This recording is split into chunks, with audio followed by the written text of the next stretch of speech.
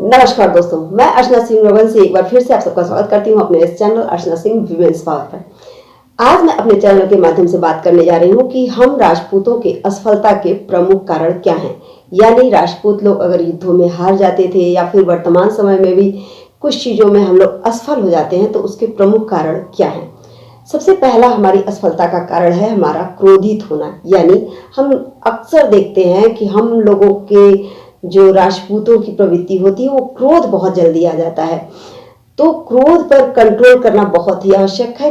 क्रोध पर विजय प्राप्त करना, यानी मैं एक सेंटेंस अक्सर ही बोलती हूँ कि जो व्यक्ति अपने आप पे कंट्रोल नहीं कर सकता वो दुनिया पर कंट्रोल कैसे कर सकता है। यानी अगर हमें समाज पर विजय प्राप्त करना है, दुनिया पर विजय प्राप्त करना है, सबके दिलों में राज करना है तो अपने आप को कंट्रोल करना बहुत ही आवश्यक है। अगर हम आगे बढ़ना चाहते हैं तो हमें क्रोध पर कंट्रोल करना बहुत ही आवश्यक है। और क्रोध को पालना हम भगवान राम से भी देख सकते हैं कि भगवान राम जब परशुराम जी आते हैं सीता जी के स्वयंवर में, धनुष जी शंकर जी का टूटता है तो उस टाइम भगवान राम के ने जो परशुराम जी के पैर छुए तो परशुराम जी का क्रोध आधा वैसे ही खत्म हो गया, वो वैसे ही थोड़े से सहृदय हो गए।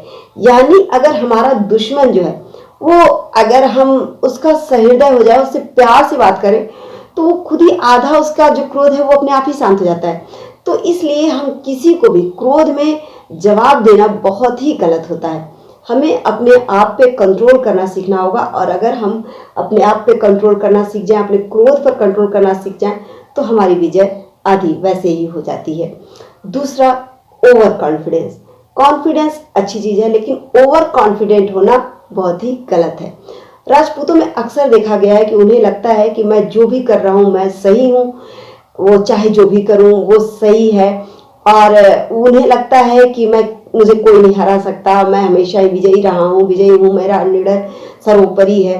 तो मुझे लगता है कि कॉन्फिडेंस अच्छी चीज़ है लेकिन ओवर कॉन्फिडेंट होना गलत होता है। तीसरा जो हमारी असफलता का जो कारण है वो है संगठित न होना।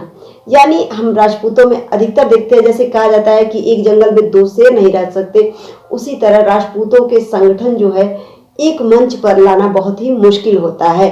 क्योंकि वो लोग जो मतभेद होता है कि हम श्रेष्ठ हैं, हम श्रेष्ठ हैं, इस वजह से दो लोग एक मंच पे संगठित हो पाना मुश्किल हो जाता है।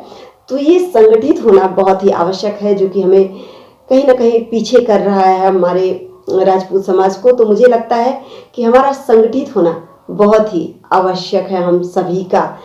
और राजपूतों में जो और चौथी कारण है जो हमारी असफलता का मैं कहूँ तो हम लोग जो है पहले का जो शासन राजपूतों का जो बहुत से लोग हैं अभी भी जो गांव में हैं या फिर शहरों में भी जिनकी प्रवृत्ति में चेंजेस नहीं आ रहा है। उन्हें लग रहा है कि मैं राजपूत हूँ, मुझे छोटे काम नहीं कर सकता, मैं झुक नहीं सकता। तो ये चीज़ें गलत है, हमें वक्त के साथ परिवर्तित होना पड़ेगा। परिवर्तन ही जीवन का नियम है, गीता में कृष्ण भगवान ने भी कहा है। तो इसलिए परिवर्तन होना आवश्यक है। जैसे पहले ज़माने में था धनुष बाण श्रेष्ठ माना जाता था, धनुष चलाया जाता था। वर्तमान समय में देखें तो हम कंप्यूटराइज दुनिया है, तो इसलिए हमें वक्त के साथ बदलना सीखना होगा और अपने रख रखाव, अपने विचारों सभी में परिवर्तन लाना जरूरी है। समाज में अगर आगे बढ़ना है, अपने आप को स्थापित करना है तो वक्त के साथ परिवर्तन आवश्यक है जो हम सभी को अपने विचारों में लाना होगा। यानी अगर हम जीवन में सफल होना चाहते हैं, आगे बढ़ना चाहते हैं तो हमें बहुत सारी चीज़ें हैं जो कंट्रोल करनी पड़ेगी, अपनी सोच में परिवर्तन लाना पड़ेगा और ओवर कॉन्फिडेंस को ख़त्म करना पड़ेगा। कॉन्फिडेंट होना सही है लेकिन ओवर कॉन्फिडेंस नहीं होना चाहिए कि मुझे किसी की ज़रूरत नहीं है और किसी को भी छोटा नहीं चाहिए समझना, चाहे काम हो या फिर व्यक्ति हो, किसी को भी छोटा नहीं समझना चाहिए।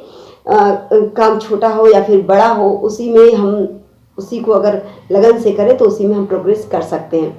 तो इसलिए मुझे लगता है कि वक्त के साथ हम सभी को अपने विचारों में परिवर्तन लाना चाहिए, खासकर हमारे राजपूत समाज में जो कि हमारी हार का या फिर असफलता का कारण रहा है। जैसे कि मैं कहूँ तो इतिहास में भी हमारे राजपूत अगर हारे हैं तो इसलिए क्योंकि वो कभी भी संगठित नहीं हो पाते थे, आपस में ही युद्ध चलता रहता था। इसका फ़ायदा जो विदेशी आक्रांता होते थे वो लोग उठाते थे और इस वजह से हमें हार का सामना करना पड़ता था। तो इन सब चीज़ों से हमें सीखना पड़ेगा। इतिहास हमेशा सिखाता है और हमें इतिहास से सीखना चाहिए कि हमें किस तरह से अगर आगे बढ़ना है तो हमारी त्रुटियों में सुधार लाना पड़ेगा। अपने आप पे कंट्रोल करना सीखना होगा और जो अपने आप पे कंट्रोल अगर नहीं करेगा तो वो मुझे लगता है कि दुनिया पर कंट्रोल, यानी हम दुनिया के दिलों में राज नहीं कर सकते अगर अपने आप पे कंट्रोल करना नहीं सीखते हैं तो मुझे लगता है कि अगर इन बातों पर अमल किया जाए तो हमारा समाज हमेशा अग्रणी था, अग्रणी है और अग्रणी ही रहेगा। लेकिन हाँ, हमें त्रुटियों में थोड़ा सा सुधार लाने का और वक्त के साथ परिवर्तन लाने का अपने विचारों में आवश्यक है। क्योंकि क्या होता है कि अधिकतर हमने देखा है, बनारस के लोगों का मैं बात करूं तो छोटी छोटी बातों पे गाली गलौज वगैरह करने लगते हैं। उन सब लैंग्वेज पर भी हमें कंट्रोल करना होगा क्योंकि आने वाली पीढ़ियां हमसे सीखती हैं, हमारे बच्चे हमसे सीखते हैं। तो इन्हें पे लैंग्वेज पे कंट्रोल करना भी बहुत ही आवश्यक है क्योंकि अगर हम चाहते हैं कि सामने वाला हमसे इज्जत करे, हमें सम्मान दे, तो हमें भी सम्मान करना सीखना होगा दूसरों का। तो इसलिए मुझे लगता है कि लैंग्वेज पर भी कंट्रोल करना बहुत ही आवश्यक है, जो कि बनारसी लोगों में मैंने देखा है। तो मेरी अगर बातों से किसी को ठेस लगती है तो मैं माफ़ी चाहती हूँ, लेकिन मुझे लगता है कि मैं कहीं ना कहीं जो कह रही हूँ आप लोग उसको महसूस करेंगे दिल से और परिवर्तन लाने की कोशिश करेंगे अपने आप में। नमस्कार दोस्तों।